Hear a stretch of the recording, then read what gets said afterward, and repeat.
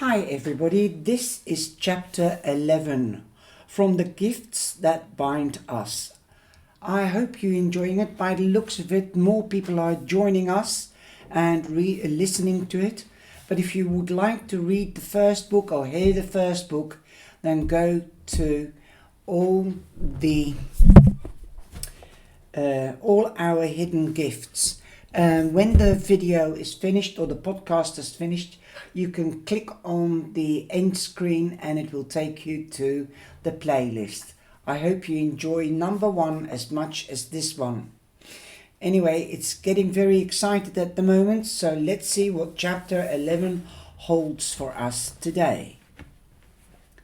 Chapter 11, the Chastity Brothers, as we have started calling them, have apparently been spreading their message to every school in the city, and there's a small faction of liberal parents who are so scandalized by it that they have started calling the local radio station. That's when we find out that the talk really was sponsored by COB. C-O-B. We are almost proud of ourselves for guessing. Of course, Aaron is dispatched to defend the Chastity Brothers. Word is Aaron, the old radio host, says slowly, clearly, reading off a sheet of paper, that your organization is telling young girls that contraception is dangerous and that condoms, I suppose, prophylactics don't work. A very mouthful, prophylactics. The studies on the pill speaks for themselves, Aaron says smoothly. Any adult woman who you speak to will say the same thing. That the pill causes weight gain, mood swings and irregular bleeding, and the medical profession is ignoring it. You know, in 20 years we'll look back at this moment in women's health the way we look at the opioids crisis. Those are another form of drug. The host is so shocked by the words irregular bleeding on a morning show that he has a coughing fit, allowing Aaron to change the subject. Of course, what we are really interested in tackling is the way young men and women are relating to one another online. The pornification of our society has completely eroded the way they relate to the opposite sex. Yes, the host agrees. The internet, terrible stuff. Whatever happened to finding an old magazine in a bush? What were we showing young people? Aaron continues. Is that the only real safe sex there is what happens between a man and a woman, in the confidant of marriage, in protection of marriage. That's one of the 10 commandments for those who don't know it. You're not allowed to go to bed with your neighbor's wife or a stranger, confidant. And a confidant is also an agree contract. Most toasts fall on the floor, hoovered up quickly by Tutu. I say, squeezing my eyes shut. Can you please turn that off? The radio, she says, confused. Okay, what's up? No, it's just that guy. Awful, isn't he? They have him on all the time now. That's their idea of a balanced debate. One scientist and one absolute nutter. Honestly, what do you young people get out of that kind of nonsense? Gosh, Mum, you don't know the half of it. He genuinely believes that God hates gay people. Well, that's awfully sad for him. She doesn't seem particularly worried. But he has power, Mum, I press. He's violent, Maeve. She sighs. You don't raise a gay daughter without being completely and viscerally aware that there are violent, dangerous idiots in the world. I don't know him, but if you say he is, you are right. But there will always be people like that. When Jo was a teenager, the thought of them using to keep me up at night, when she and Sarah came home bleeding back in February. I thought she massages her temples lightly and closes her eyes. I don't know what I thought, but it helped to feel sorry for those dangerous idiots, to wonder how badly they were loved or not loved at all. I suppose I tried to understand them. I open my mouth to protest, but she doesn't let me get a word out. Now she says, putting her fingers up, I said understand. I did not say like. I did not say agree with. But if you want to change how someone thinks, you have to know how they think and why they think it. I understand what she's trying to say, but it's hard to take it serious when she doesn't understand what Aaron is capable of.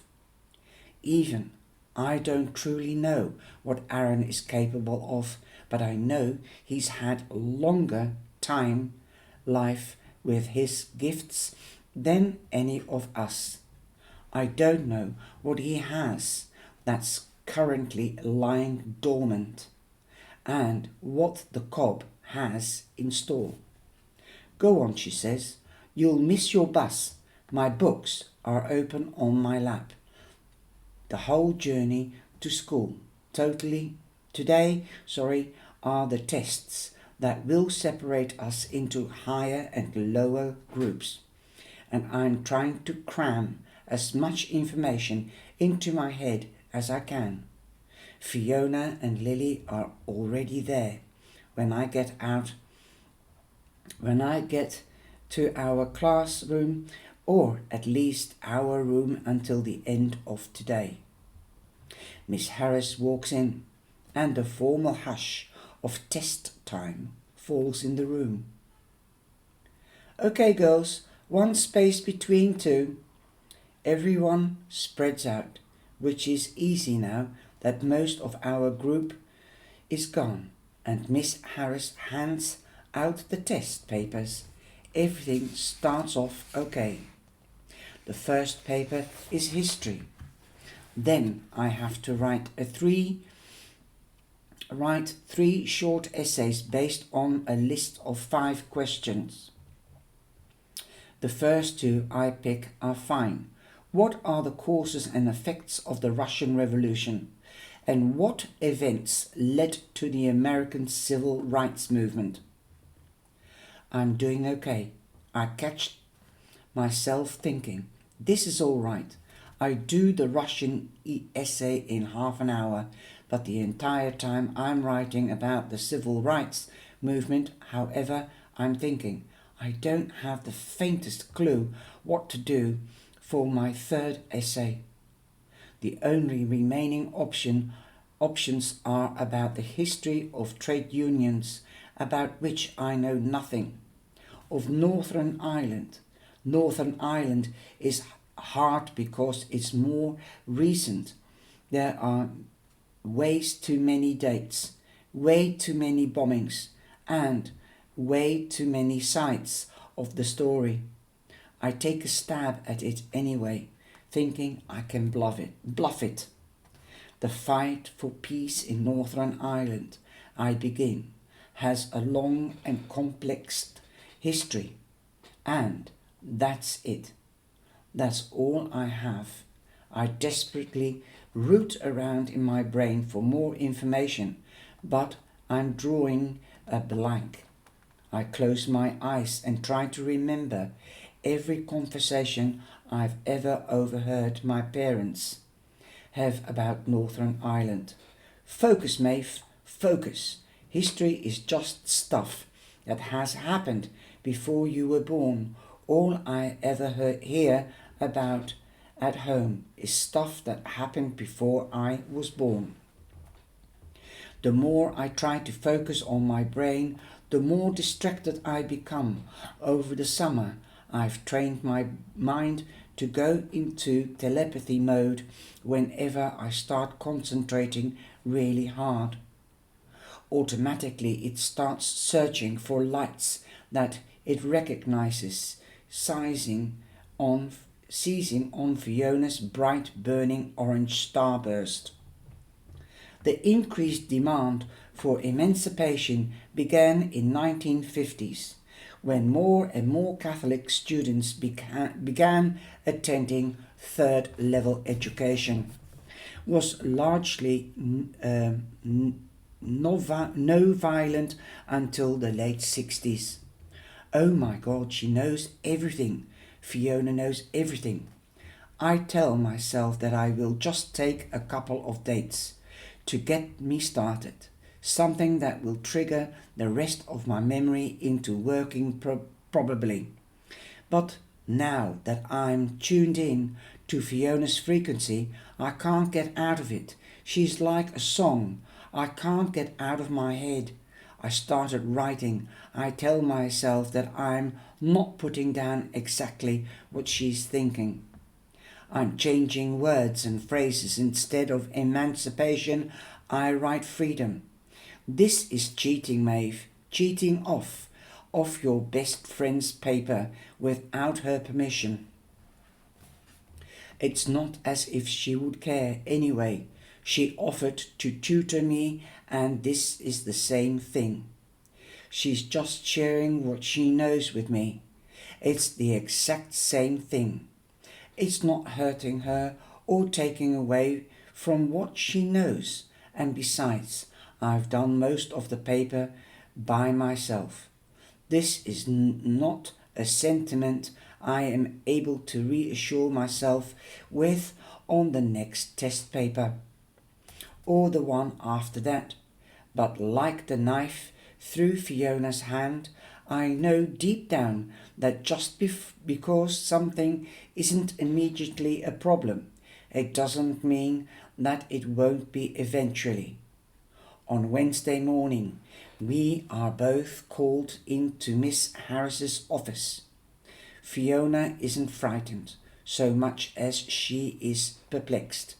I don't think she's ever been called in to an office before, unless it's to win some kind of award for penmanship. Miss Harris makes us sit down in front of her, her hands folded like she's playing a president on TV. Girls, she says, I think you know why you are in here. We are silent. Fiona could not be more confused. I have in front of me, Harris says, two different girls. Normally these kind of treachery melodramatics make me want to laugh. She sounds like she's judging a reality TV show. But panic has frozen me, and I'm gripping the corners of my chair in the attempt to stay upright. Maeve, you've been here a lot. You've been in and out of this office since the day you started at this school. You've already been a troublemaker, but towards the end of the last term I thought that perhaps Fiona was having a positive influence on you. Your teachers all said your temperament was improving. Your temperament was improving like I'm livestock. Now, Fiona, she muses, tilting her head, you are one of our brightest girls. You've always been a pleasure to have in the class, always been helpful to others, never glitty, never a bully.